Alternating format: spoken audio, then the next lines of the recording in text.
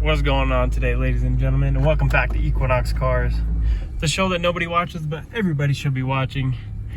And to get into today's topic, we're going to be talking about cars you can still buy for cheap on Facebook that are still pretty cool, or Craigslist, or anywhere really like that. So the first one, which I think everybody knows about this car because it's on every list ever made, but it's a Ford Crown Victoria. They make around 220, 230, 40 even, depending on the model, horsepower. And they're rear wheel drive, so donuts all day, but they are big, beefy cars, so, they weigh a lot. All right, the next car on this list is actually a car I've been thinking about picking up as a project, just to make, just a show car project, really, would be a 3000 GT SL.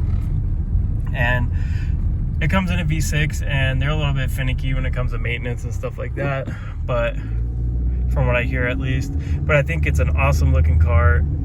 It almost looks like a really old Ferrari in a way, so people might look at you. You'll definitely get attention with the car.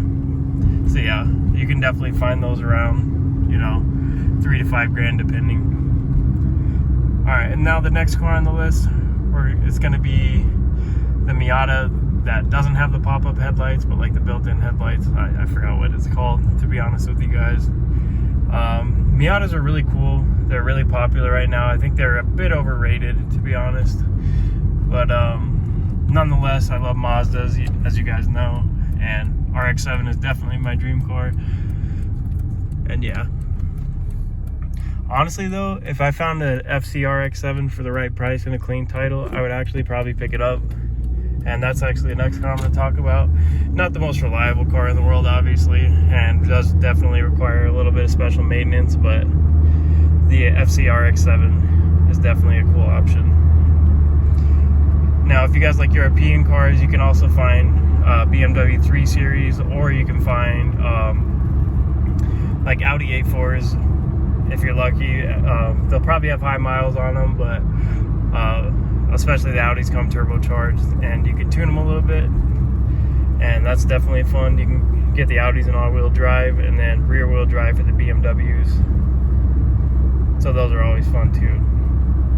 A car that people don't really talk about that much, that I think is a cool-looking car, but it's it is pretty slow, is the OZ Rally Lancers. I always see those up for cheap on Facebook.